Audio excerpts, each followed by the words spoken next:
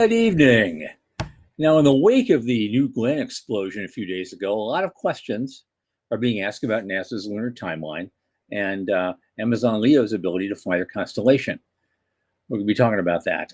We have two different views of the SpaceX IPO. One loves it, but wish it were a bit cheaper. And the other says, avoid it at all costs. So we'll get into that. SpaceX, again, gets despite all that, a Space Force contract. Firefly is also doing an IPO and revealed their pricing. Observable Space raises $90 million and wins a Space Force contract themselves. Revolve Space enters the on-orbit servicing market. Virgin Galactic resumes flights and pilot training. FAA documents outline SpaceX's plans for a Starfell re-entry vehicle. Another one enters the race. NASA's moon-based plans puts Huntsville at the center of their lunar future. Anyone surprised by that? All that, plus our guests, Rod Pyle and Aggie Coburn. From the news desk at the Center for Space Commerce and Finance, my name is Thomas Andrew Olson, and this is The Unknown Quantity.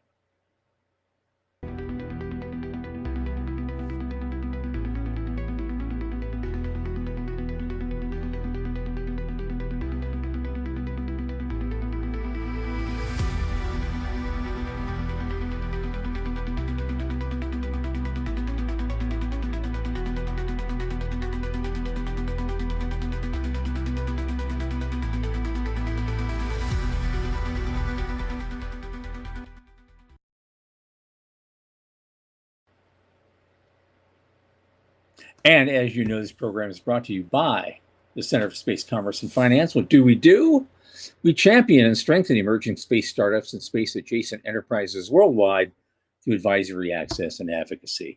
Our pitch events and world-class boot camps fortify startups to be better investor-ready. Now, a lot of our work, especially this podcast, is supported by our listeners and fans like you. So if you could kindly just go to cscf.space/support and click that plain to stay donate button. A little in the tip jar each month makes a big difference. Don't forget to like and subscribe and tell your friends. Speaking of friends, my oldest space friend, Michael Lane, who just finished packing his mini totem pole for the trip east, is here with me. Michael, come on in, man.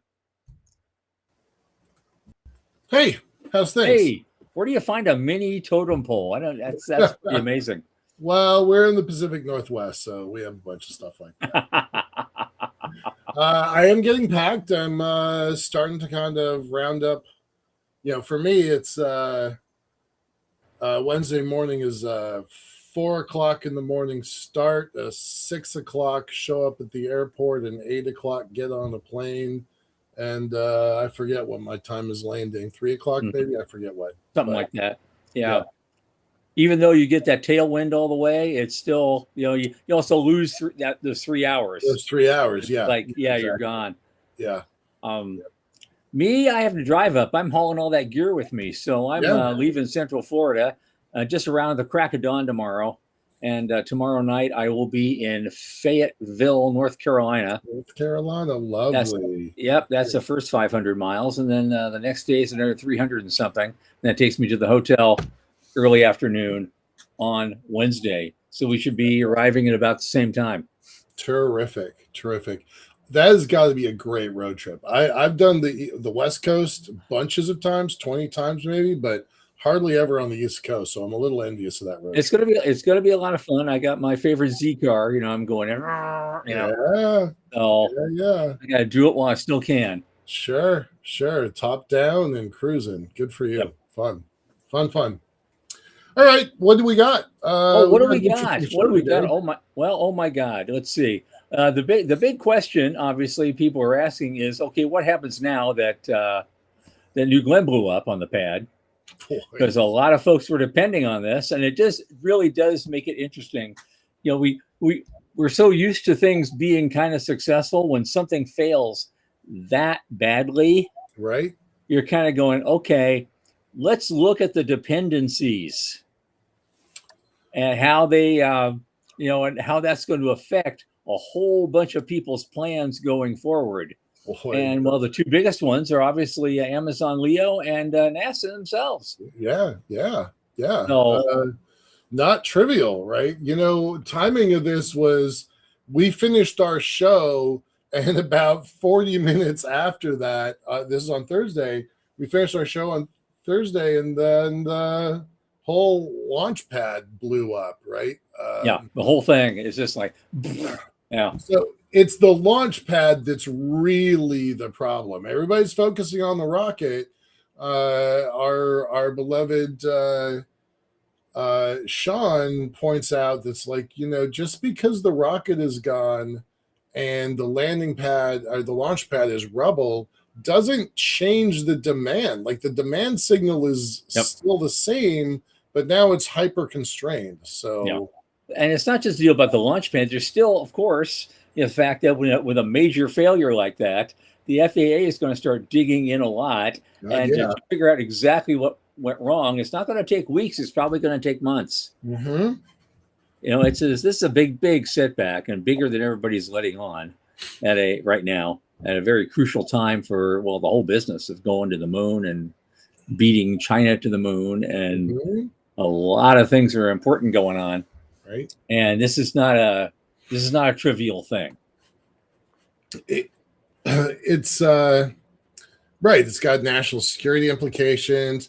The politics of, do we land on the moon before China? Do we land on the moon before this administration is over?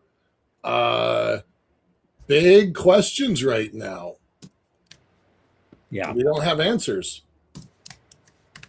I guess time will tell. I don't know what else to say about that, because obviously, with a lot of other things going on, Elon is sitting over there. Well, gee, too bad.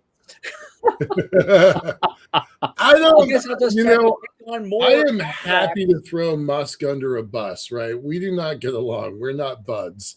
But I don't think he's the kind that holds a grudge. Like of all the things that my 3 encounters with him, we're not beer drinking friends. We barely know each other. He wouldn't know my name for any reason, but he doesn't come across to me as the kind of guy who would hold a grudge. So, but he is a guy who will see his opportunity and take it.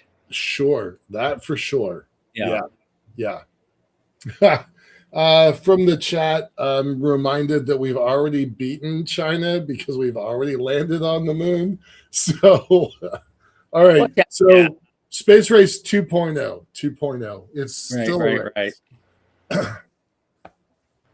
All right. Anything else to say about Blue? Not really. But you got something frustrating, but there was a great post that went around LinkedIn showing the mushroom cloud. I haven't seen very many mushroom clouds in my life, but the mushroom cloud of that was pretty remarkable. All right, what do we got? Okay, next up, there's a couple of things kind of back to back with the SpaceX IPO. Sure. And one likes it sort of, and the other one doesn't like it at all. And so, like I say, these guys, the retail traders are not happy with the $2 trillion price tag. Again, otherwise, they like the thing, but it's like, wow. Right. But when Alan Boyle writes it, I gotta look at that. Yeah. I mean, it's a legit question, right? 90 plus years of revenues at their current level. That's an important caveat. 90 years of revenue at the current level to justify it. That's the thing, right? Is it fair to say the revenues are going to plateau? I don't think it is, but so that number of 90 years comes down, but how far? Where does it cross over to become useful? There's all sorts of rumors, and I'm not trying to be the guy who's pushing rumors. The Tesla acquisition is definitely gaining traction.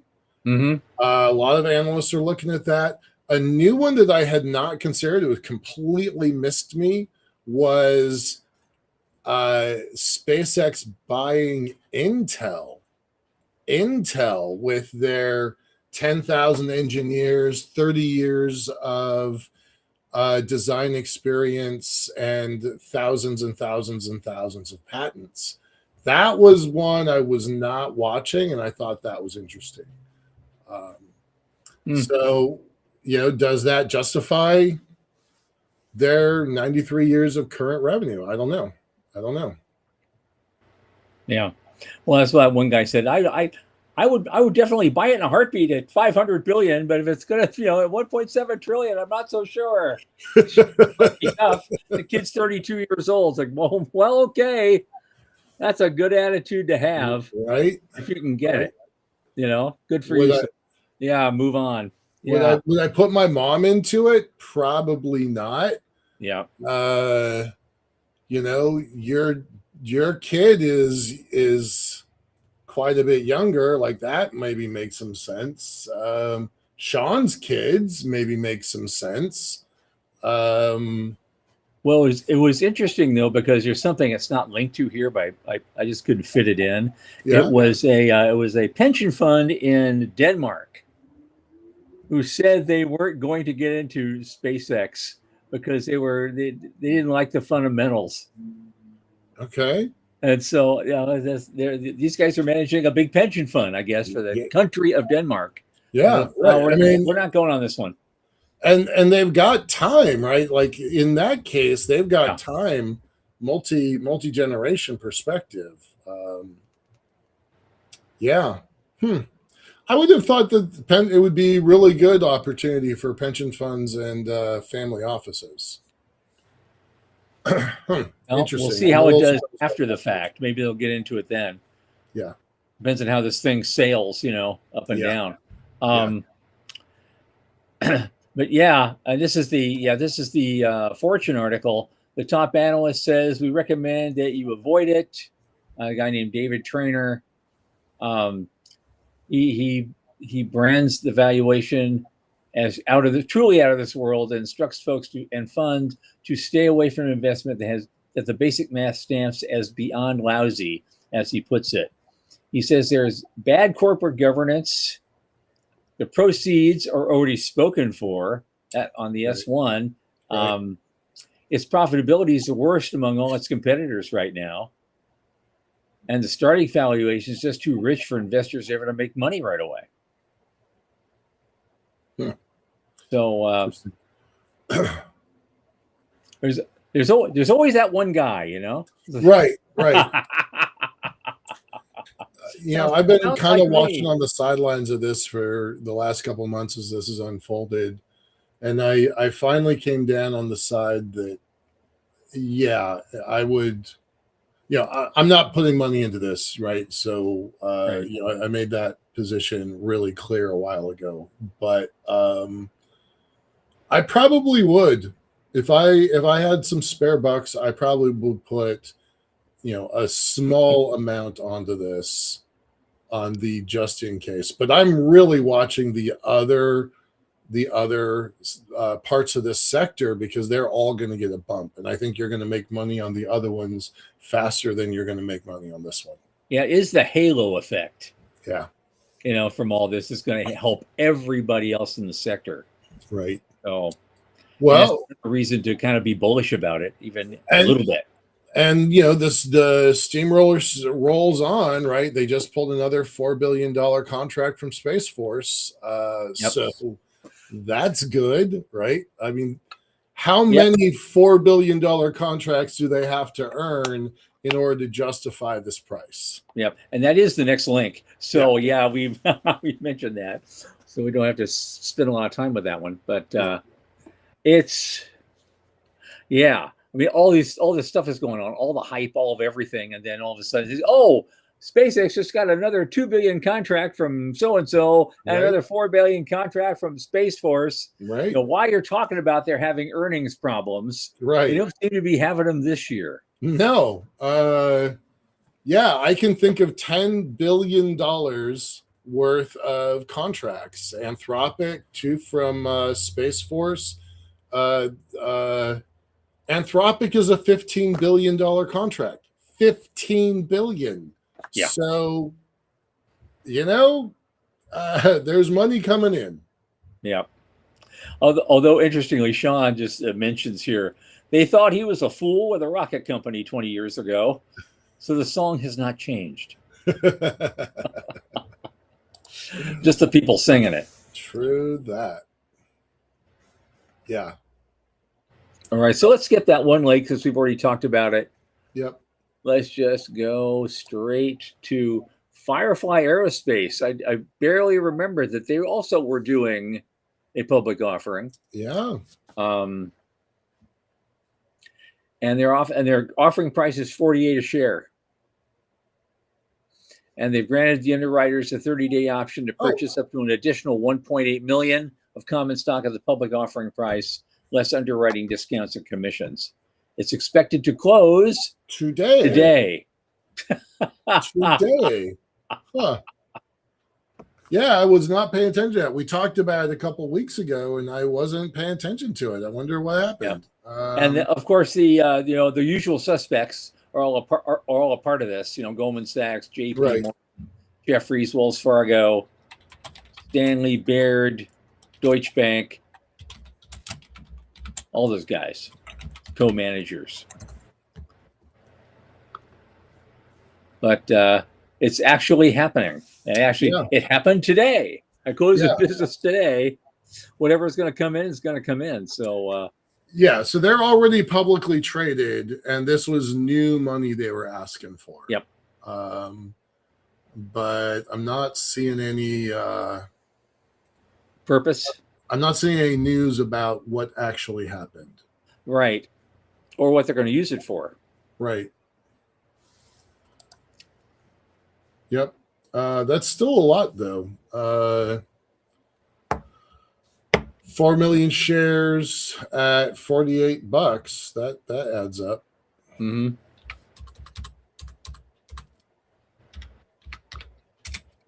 That's $192 million. You can do a lot with that. You could. All right. So we don't have a lot of information. Maybe we'll try and get some on Thursday. But Thursday we have other things on our mind, so we might not come back to this. Well, yeah, we're gonna be discussing that Wednesday afternoon and evening, exactly what we want to talk about on Thursday. Yeah. Because it's a different kind of show. We got 2 hours going on, and you're going to have an audience. People are going to want to ask questions, hopefully. We're going to have a lot of people, a lot of our the business track and other places. People are going to be coming in and giving us a little tease of what they're going to be talking about on Friday. Mm-hmm. And so it's going to be an interesting program as well. But then we might have time to talk about some major topics. And so between you and I, when we get together, we should probably think about which ones of those we should bring up. Yeah. I'm going to post Jason and Joe's comments. Right, they just got the Firefly contract, and I especially like this one from Joe. Not bad for a company that was nearly dead a few years ago. Yeah. So both of those things are real, right? Yeah. Well, you land on the moon and you stay up.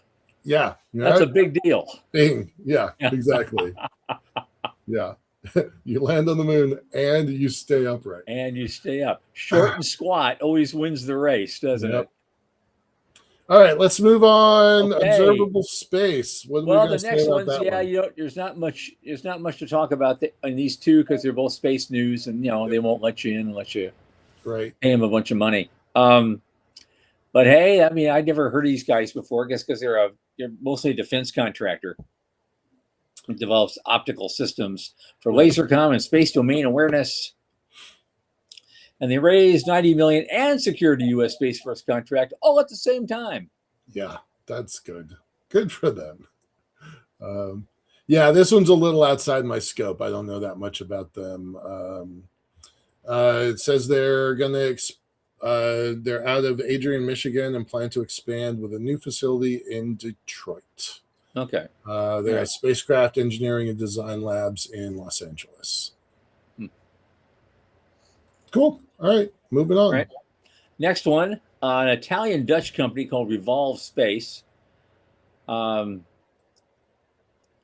guess a French in-orbit services provider company called Infinite Orbit selected its solar array drive assemblies The device is used to manage and optimize solar energy capture for the firm's geostationary orbit, in-orbit servicers.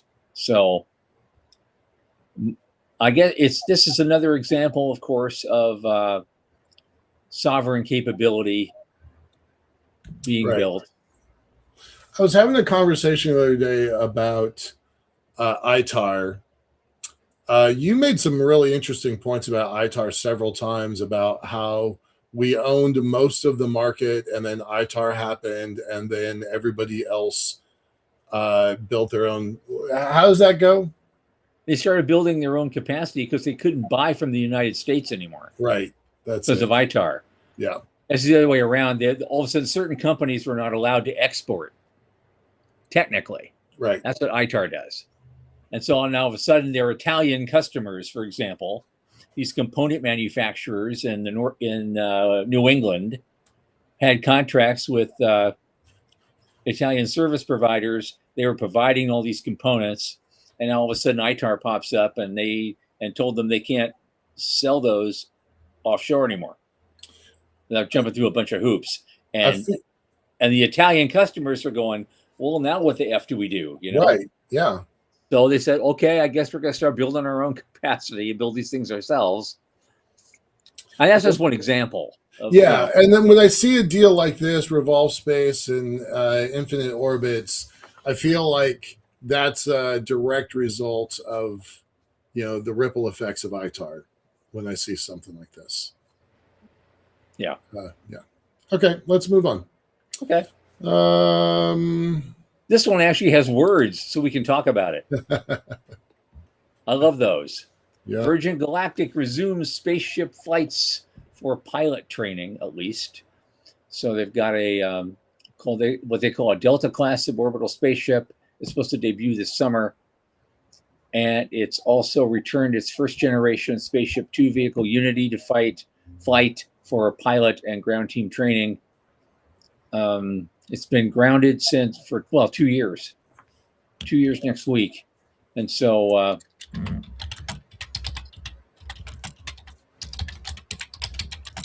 I guess they're going to be working on getting back into business. I haven't flown anything in a couple of years. No. They had a 22% price jump today based on this article. So that's kind of fun. I'm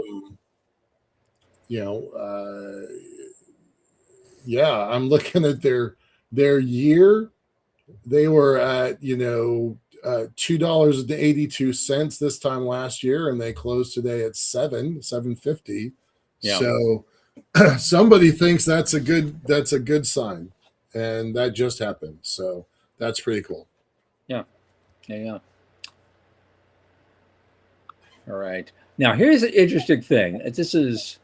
Well, I want to remind everybody, right? Blue Origin closed down their line of quote-unquote tourism spacecraft. So the only game in town is Virgin. Right. So in this country. Right. Good point. Yeah. Important caveat. Right. Yeah. Unlike those 6 Chinese companies that are all vying to pick up some of that market that we're not going to mention. Right. Forget, put it out of your mind. It never happened. Good point. Okay. Now here's one. This is interesting. This is I don't know how it looks at your end, but for me, it's another space news article. Yep. But I've got the whole thing. Oh, well, good. I've got the whole thing, and this is just and we've been talking a lot about down mass, right? And the competition now there's being engaged in by people to, build a lot of different kinds of spacecraft to make reentry vehicles and bring back that down mass. And never occurred to us to think that SpaceX might want to get in that game too, along with everybody else. Right. Oh God, because this is like some of the old days in tech sector during the OS wars. Somebody builds something really good, and then Microsoft buys it, and and either takes over the whole market or they completely screw it up. Right. And so usually the latter, but with Microsoft, that's been my experience, 31 years in IT. But the thing is, now it didn't even occur to me to think that with SpaceX being so busy with everything else, oh, let's do a down mass vehicle too, just for shit. While we're at it, right. Let's just, yeah. And Sean says, well, SpaceX buys it for SpaceX use. Yeah, right. If you want to use our down mass vehicle, you also have to use our rocket, right, to get it up there, right. Yeah. There's pretty much no business that looks lucrative that they can't go after right now. Right. That's true. Yeah. And Blue Origin just handed them more opportunities to do runway. Yeah. Yeah. So that does change. And going back to that topic, that does change what decision NASA is going to make now. Because by the end of this year or early next, they're supposed to be actually doing some live testing of Blue Moon. Yep. And maybe SpaceX's version, as well, and testing it in orbit with Artemis 3. So how does Blue Moon get up there? Yeah. To do the test. Good question.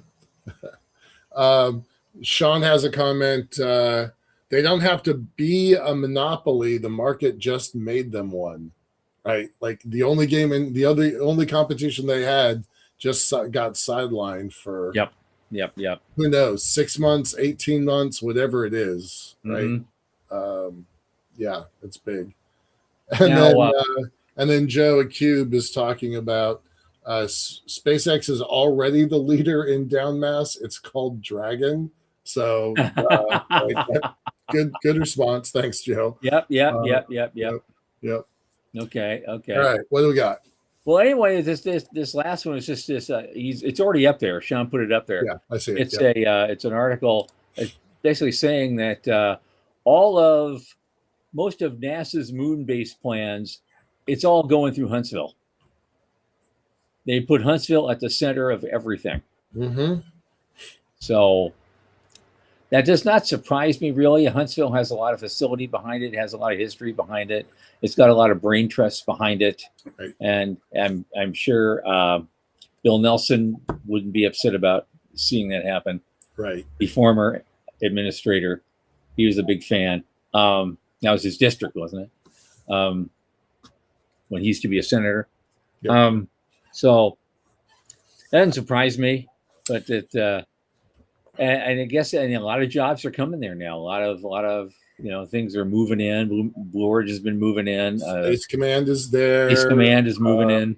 I don't know if anybody remembers, but that's where NASA's Advanced Concepts office is located, is out of Huntsville.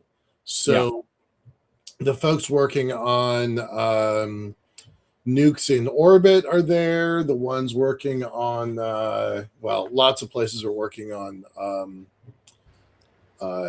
electric engines. The really fast ones going to Mars are there. They've got a bunch of stuff. Their interstellar working group is based out of there. They have some real capabilities, and it's convenient that it's located right in between Florida and Texas because they have to work together. So I love NASA Ames. It's my favorite. It's my favorite NASA center. But being out there on the West Coast is not helpful to it. Even though they have some really strong connections to the Clementine program and the LRO, Lunar Reconnaissance Orbiter. So NASA Ames doesn't really have a real role here, not the same way that Marshall does. So no surprise there. It's a good plan. Okay. Well, on that note, we should probably get to the main topic of the night. Right. I haven't heard that our guests have arrived yet, but we can bring them in as soon as they do, because we're all talking about the same thing. This is supposed to be the International Space Development Conference preview show. Right. Yep. So we certainly know what we can talk about until our guests arrive. Sure. Like starting. It does not look like our guests are here unless Sean's got no news that we don't have. Nope. Nothing. Okay. Okay. So our two beloved guests are not here, so we're going to dance and tap dance for a minute. That's fine. It's not really a tap dance either. I mean, look, I've been working on this project for like 7-8 months. Right. So I kind of know what's going to be happening. Well, let's kind of take it in order here. So what's happening Thursday and Friday and beyond? Okay. Well, for us, because it's all about us, Mike. All about you and me. That's why we're doing this. Thursday afternoon at the main conference center hotel, which is the Hilton Tyson's Corner / McLean in DC area. There's a lovely hotel. I guess we'll find out. I saw the floor plan. That's all I've seen. Actually seen the physical thing. But and for those of you who might be attending, watching tonight, we're in, I think it's called the Istanbul room on the main floor. You and I will be hosting a 2-hour live presentation of the unknown quantity. 2 hours live with a real audience. Yep. So it's going to be a lot of give and take and a lot of shouting matches and super fun last year. Last year we did it for an hour and a half and we actually ran out of time. We had to turn people away. So we added more time. We got put on the schedule this time. We weren't on the schedule last time. It's actually on the schedule. Yeah. Remember that last minute advertising blitz I was doing? I just printed out a flyer to put in everybody's packet. Yep. Well, it worked. People showed up. But now it's on the actual schedule. And so we'll be talking about a lot of interesting topics that I think are important to anybody. All the, we'll do a little more depth about those big 50,000 foot level issues that we don't get to spend enough time on. Right. Normally over the course of a regular show. So we'll do that. We've got I think it's maybe 12, 13 people that are either attending the main stage panel on Friday or the business track all the rest of the day. I've invited all of them to come and give us a little tease, live online for what they're going to be doing on Friday. I think that's going to be super fun. Inviting other people in. What time is that thing happening? Oh, the show? Yeah. 2 to 4 there it p.m. is. All right. Podcast. There it is. 2 o'clock to 4 o'clock in the Istanbul room. A 2-hour special podcast of the popular show, The Unknown Quantity. As always, a show that lives at the intersection of space and money, entrepreneurship, investment, policy, news, and the occasional tomfoolery. Very nice. Yep. And Wes is saying, bring it. This is where I met y'all. It is, right? It is. 2 to 4 p.m., Jason. 2 to 4 p.m. Yes, Luis, it is about the hat. The hat is coming. Yep.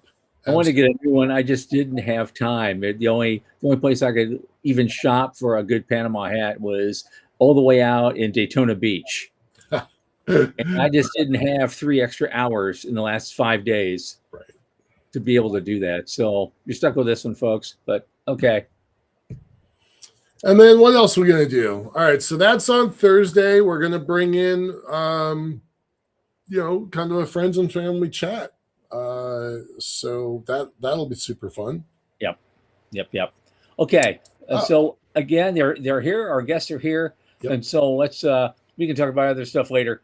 Come on in. But we have tonight. Oh, they're all the same. Oh no, they're on the same camera. Oh my God. Okay. Together. Together. Cool. Okay. So we are blessed to have Aggie Cobran from CEC Global Events. She and her husband Mike are the ones who work tirelessly behind the scenes to put this whole event together of ISDC. And with us also is another key player in all this, Rod Pyle, author, journalist, editor-in-chief at Astra Magazine. And I love this guy. I love this one. Named in the top 100 men in aerospace at aviation to follow on LinkedIn. I didn't know there was an award for that. No. Whoever knew such a thing. Right. That's great. Hey, look, it's the best award to buy. Okay, come where you can go.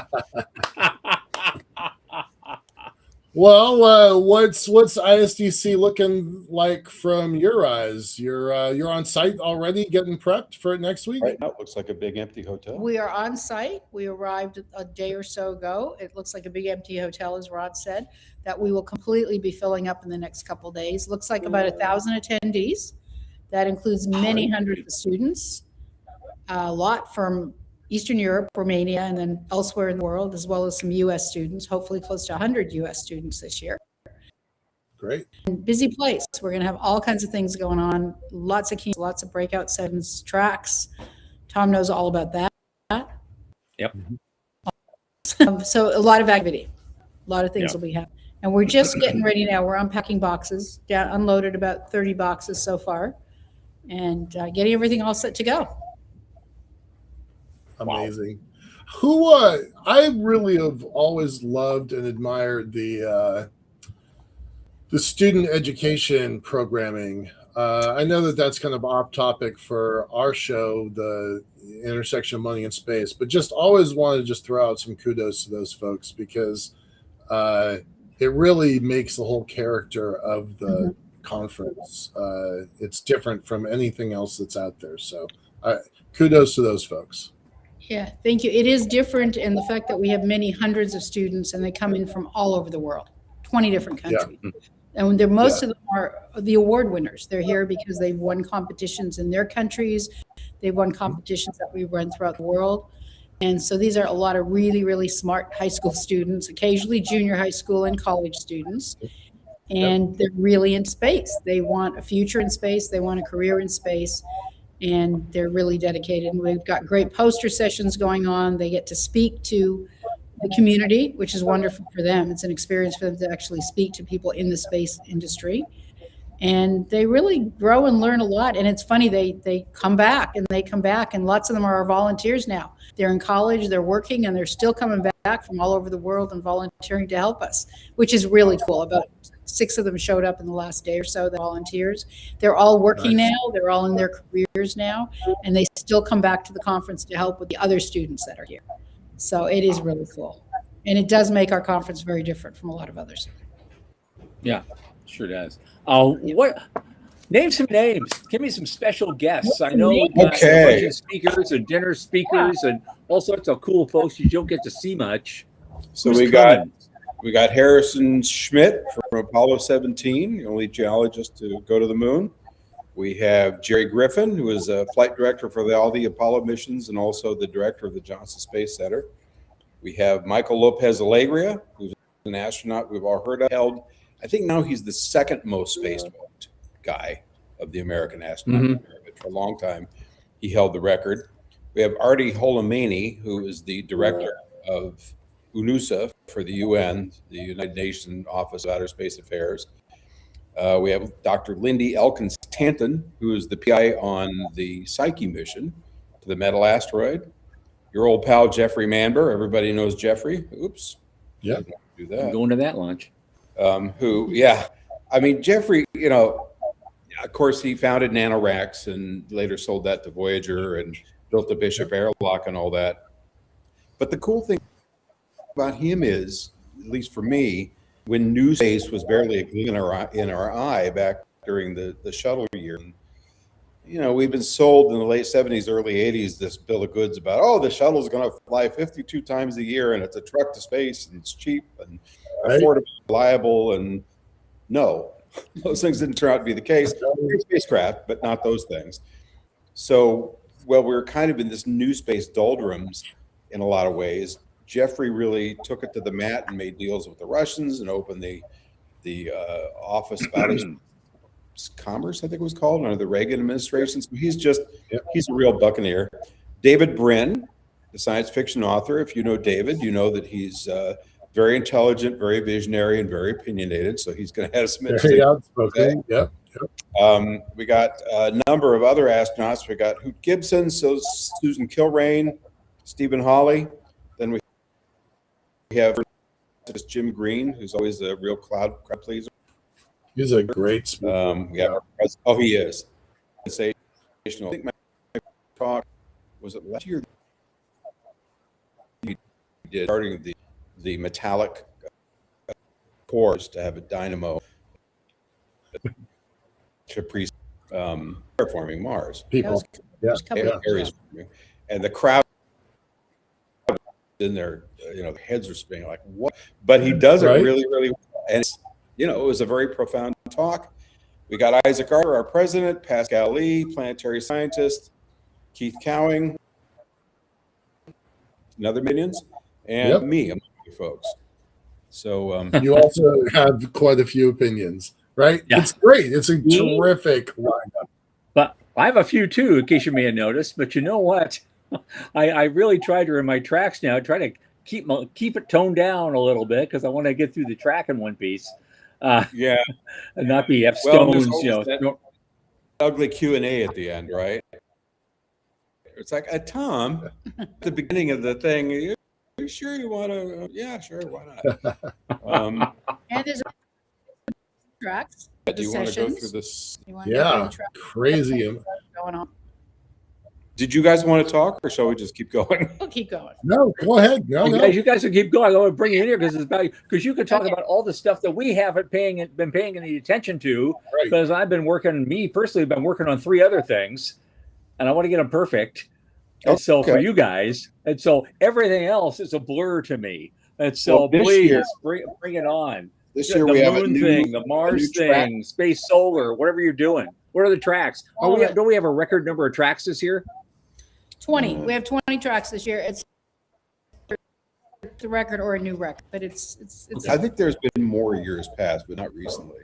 A long time ago. Yeah, long time ago. But they're all jam packed. I tried getting on 3 different tracks, and I thought I might be able to kind of charm Madhu with the moon track. He's like, I love you, kid, but this has been full for months. Like the moon track is the most popular track. I mean, according to him, it's the most popular track because everybody's talking about it. No, but it is big because of what's going on this year. Yeah. We do have I can see it from my own track. I had a waiting list. I had a waiting list for people who wanted to get on my track. That's never happened. Yep. This is when you start charging money. And what they all showed. This is when you just start charging the money to come. We have an AI and space track, which we haven't had before. We have one called Biospace, and we've done space health before. I'm not sure how it's this a one's crossover. different. Yeah. Interplanetary infrastructure, which is mostly about transportation, but also ISRU and so forth. Interstellar, crossing cosmic distances. Crossing cosmic distances. Oh, very good. Yep. Yeah, I think it says it right there. We have the Launchpad talks, which are the quick 10-minute, you're in, you're out, next ones. But and all different topics. Because it's really all over the place. Living in space, which is part of our space macro track, if you will. What is Many Roads to Space about? And that is a lot of different conversations. So what happens is we had 300 abstracts submitted. Just to give you an idea, we had 300 abstracts submitted, and there were some that were really good but didn't fit in any one particular track. So there's a couple of tracks there, one of them being Many Roads to Space, which is kind of a mixture of very short talks, but different talks. These are all things that didn't quite fit in elsewhere. So you get a different angle, and some really interesting ones in there. We get some students in there as well to give them an opportunity to do some talks. So it's a mixture of a lot of things. Why are you looking at that? No, I'm listening. I'm fascinated and flabbergasted. Okay. We got the Mars track, which is always very popular. Pascal chairs that, and he does a bang-up job. We have Moon, planetary defense, very important. Don't want crashing down on our heads.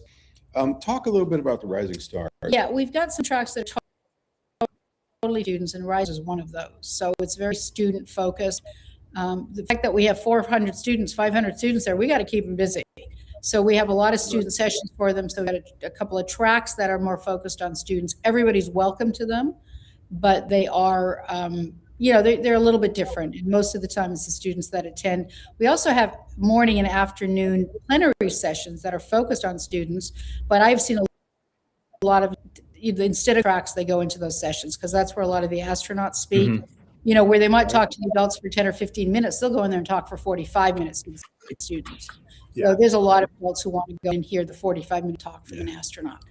Okay. So, you'll see 80% students in there, but you'll catch a lot of other people wandering in and out of there as well. And I'll be that's, there. yeah, and there's a couple that are just focused on our students. Okay. Mhm. Owen? Space business, We know who runs self-explanatory. that. We know who runs What's that. that one about? Wait, what's All that about one Tom Olson. No, it's not all about me. Not I've about got him. 10 people in there. It's all about them. But it's the one that should be the most popular. We have space elevators, space health, which is always interesting because that's a ever widening question as we go further out. Space policy, space of course, space solar power. That one's been around quite a long time. Always that. And You guys spaceport. have owned that one. Nobody has the same longevity on that topic as NSS. So Yeah, and it's 2 full days. And then there's a competition that's run through Space Canada. yeah, And so they have their 3, actually there's going to be 10. This year it's going to be a little cramped because there's 10 student teams that have come into their semifinals. okay. 10 of them for 10 minutes each session on Friday morning. So it's a 2-day session on power, but 1/4 of it are these teams that are coming in. And hopefully 3 of them will be here. The rest will be in through Zoom or some other system that we're going to use. And from this, they pick the 3 top. I think it's the 3 top. And then those go on to the finals, the final competition for space solar power. So it's a pretty intense morning. And arriving at this ISDC is your next issue of Hey, Oh, yeah. Just Why get out should we there. care about that, Ron? All right, it's Artemis this one. So yeah. here it's free. So Yep. I didn't hear you guys. I didn't hear you guys say this, so I just asked. Yeah, all the students are coming in. Are they still doing that habitat competition? is that the one They that design a doing? space station and Is that the Yeah. Rothblatt Oh, prize? design. not Yeah. Rothblatt. No, this It's a design competition. Yes, they're still the doing design competition. Yeah, they're There's still about doing it. Okay. 200 students who come in for the design competition. There's Yep. a few dozen who come in for each of the other competitions. So that's how we end up with, Mm-hmm. many, many hundreds of students. Because I just noticed. He said it Rothblatt. So yes, we are still doing the Rothblatt competition. Okay. Space settlement Okay. our time that Saturday afternoon. The 3 finalists come, pitch their hearts out, and then the room votes for the final winners. Okay. So we really enjoy that one. And Martine won't be there this year, but Gabriel will be. Gabriel. Okay, cool. Fun. we keep it really busy. Yeah, yes, yes. It's always difficult when you get the schedule in your hand and you're circling and starring and I Yes. know these people, I want to hear this is new, trying to bounce between what's scheduled against us, right? Because the Yep. business track is scheduled against other good tracks that are important, right? So Not that's always as tricky. important. I agree. Yeah. Well, I always feel like because like the Mars and the Moon things. I mean, it's always that's all cool stuff, and a lot of the cool kids like to go to those things. Is saying, and I've been telling folks, well, how are you going to pay for all that? Right. We Mhm. talk about, the legal aspects. We talk about the economic aspects, and we've been talking about this all the last 8 months on our show. Is how do you actually build a cislunar economy? Mm-hmm. And I think we've got some great speakers ready to talk about all those things. And so I hope folks show up and check it out. Yeah. They will show up. So it's not just as easy as printing more money. Is that what you're saying? So far, no. No. If it was, we'd be doing that. That's right. There's also a lot of money Right. to be made in the, that's what you keep hearing. It's the next billion-dollar industry. Trillion. So Mhm. trillion. So there's a lot of people very excited about that aspect of it too. And how could they become a part of the business side of it and be one of those companies that makes billions of dollars or millions of dollars? Or So, trillions. so there's a lot of interest in the business side of it from that aspect. So I think you'll do just fine. I think you'll have a lot of people in your room, but there's a lot of things going on, and some people say too many. I have heard that comment too, like maybe we need to cut back and have a little bit less.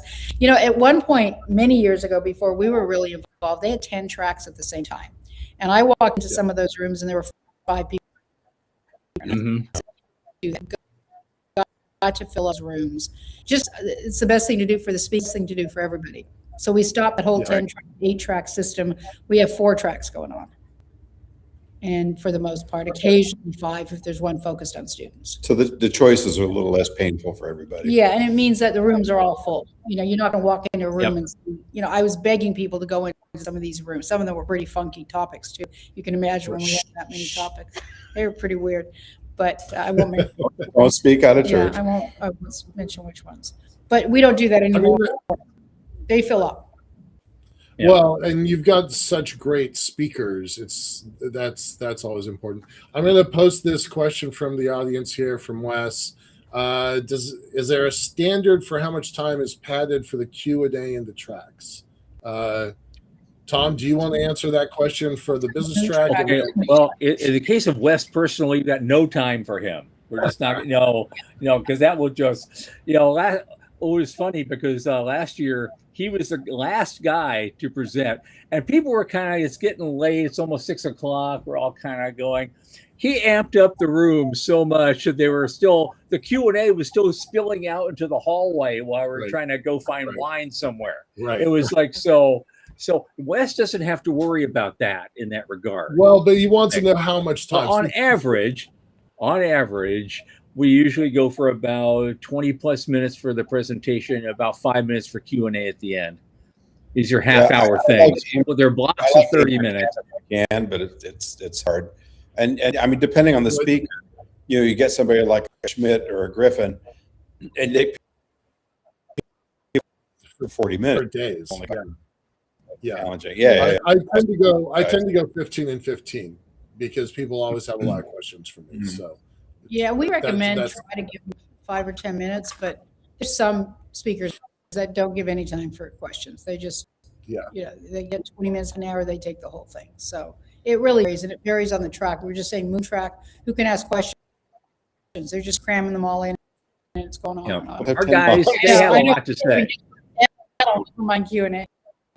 Our guys, they have a lot to say. It's a complicated topic sometimes, like space law, and you can barely pack what you need to say into the time slot that you have. And so, I wish I could give you all an hour, but Well, that's one reason I like to, for instance, keep panels small, because I want to give each find themselves and answer questions and crosstalk forth. So it's good to keep the panels small, and then of course, with luck, you have time for Q&A too. Sure.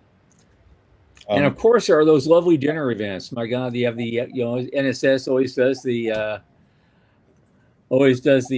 awards dinner, and the governor's dinner Friday, Saturday night. Yes, that's a must attend for me. Yeah, we've got a lot of awards that are given out at the conference as well. So we've got to fill those in, those fit in before the dinners for the most part. So we go through a whole chain of awards before you get to your speaker. I have a special request. Tom's had a chance to pitch his session now. Sunday morning, we're doing the Space 2.0 plenary every year. This year it's going to be on lunar basis. And we got Jerry Griffin coming in. Oh no, Jerry had to bail. We have Jim Green and Pat Lee. Pascal's got early base. Yes, base. So he's correct. I'm just going to tell you that. We're supposed to have personally, I haven't heard a confirmation that yet. But, it's hard to get people to come in for the Sunday plenary at 8:30 in the morning, because the night before, they're all up in Gary Barnhart making Romulan egg and passed what out. are you talking about? Going up and down from floor to floor 3 hours. So I was hoping I can get people to show up, more people to show up, because we really do have a good time that session. And then, of course, that springboards into the whole lunar track. So, But we also have Sunday. We also have a party Saturday night. That's what I'm talking about. No, that's it's not just Gary. It's the Oh, we have our party. party. We have our party Saturday night after the Oh, dinner. that's true. So we have a party that's probably 8% kids, students, but Right. there are not kids, The they're young adults who have a great time Mhm. partying. But there were also adults there. And if they're not there, they're probably up in Gary's room. So yeah, getting them anywhere at 8:30 in the morning is really tough on that Sunday morning. Yeah. Well, I think the key is just to offer lots of fluids at 8:30 in the morning, saying, "Look, we need Gatorade, whatever those special There you go. Lots of That's a good idea. in the water, get your mimosa, whatever Right. it takes Yeah. to get your electrolytes back in balance, and free aspirin. Here you go. Whatever it takes. Come on in. You can do it." It's a good ideas. It's not a Yeah. bad idea. Yeah. Yeah. We serve some mimosas on Sunday morning, more people there. That is, Well, that is true. Maybe a Bloody Mary. We could probably get the hotel to come up with some creative this options. is the hair of the dog approach, right? Right. Yeah. Yeah. It works for me. At least replenish the electrolytes, something, give them a little, Yeah. offer a little boost. Gatorade or It's going to be mimosa. good. You have a Right. choice. So we're down to our last 5 minutes, and this is a kind of an odd question, but we always ask, what does the future look like, right? What does 5 years look like? What does 25 years look like? And NSS has been around for a while. Y'all have 47 years.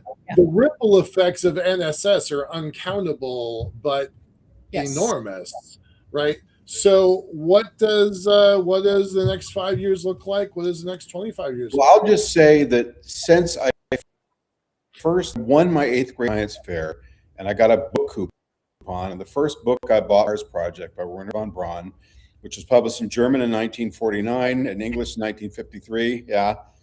And Mars is only about years away.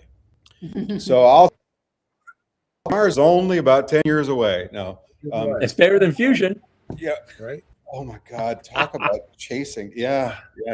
Although somebody mentioned on the podcast the other day of mine about a company that just got a bunch of government contracts for fusion. I don't remember the name of them. Just Several of them.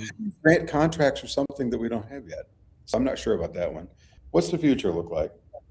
The moon. We're going to be old and gray and doing Yes. ISDC until we're on walkers. No. That's our future. The moon next few years, definitely. And Mars, 20 years. 20 years away. I'm going to hard disagree with both of y'all. I think Mars I am not a Martian. I am not. But I think Mars is going to happen faster than people expect, because one of the biggest Martians is about to have a giant war chest to focus on Yes. Mars. That's Yes, true, yes. but he's I done think that's a game changer. he's done a big lunar pivot in the last 9 months. He has. Because He that's has, where right. his money is, and that's where it's going to come from. I've made some fairly controversial predictions. This is your time to predict, so I want to hear what y'all have to say. But all right, so what about the moon? What about Mars? 5 years, 25 years. What are you thinking? Well, it's interesting, all eyes are on the lunar South Pole, and we won't know until the robots get there whether or not we're going to show up and go, there isn't much water ice here. That would be a bad afternoon if that's. So, but we do know there's some there, at least the hydrogen measurements would indicate that.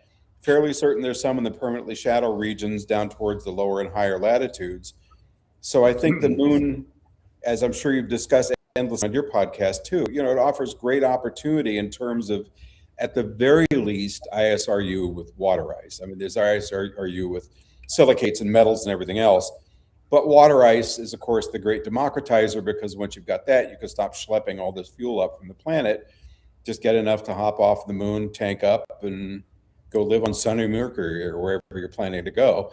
So I'm very excited about that.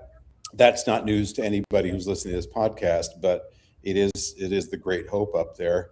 Mars for me, I interviewed Gwynne Shotwell a few times, but this one time in 2019 for my Space 2.0 book pitch. And I said, close the business case on Mars for me, Gwynne. And the answers have been pretty programmatical up to that point. It's like, well, we're doing, it was what you would read on on their business plan. She took a long pause. She said stuff about, well, you'll be able to do it at the same price as a mortgage on your house and all that. But basically, she said, we're the railroad. We're not building the cities. But then later, of course, Elon came out and said he is building the cities. So I don't know about that one. All I know is I spent the better part of a month up the Arctic at about 88 degrees up at Pascal-Lee's Arctic base, which it's a Martian, it's a polar desert for all the world. You'd swear you're on Mars, except I can breathe and I'm not being roasted by radiation and I can go home when I'm ready in less than a year.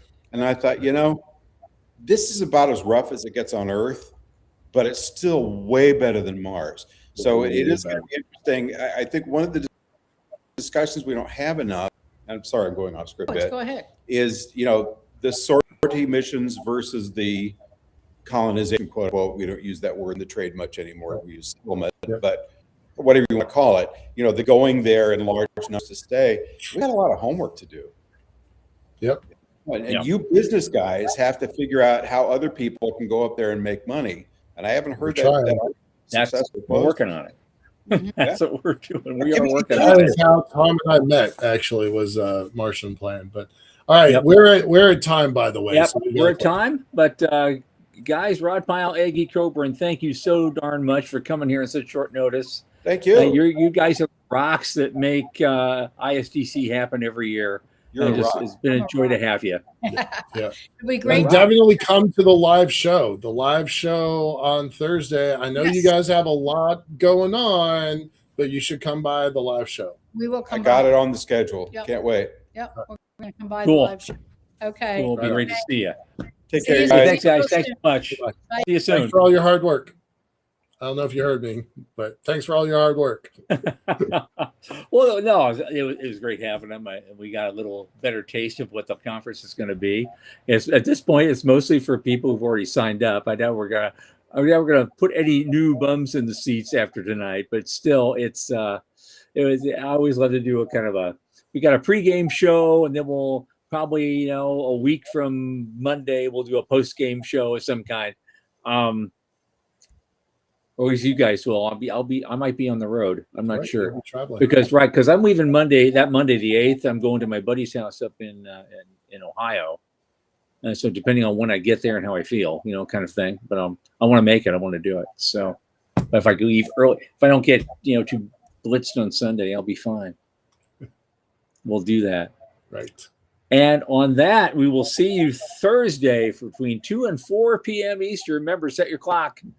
It's not the usual time. And so if you're not coming to the conference, you want to see what's going on, you want to meet everybody, that's going to be the place to go. 2 to 4 p.m. on Thursday. And for Michael Lane and Sean Key, I remain Thomas Andrew Olson. Keep watching the skies.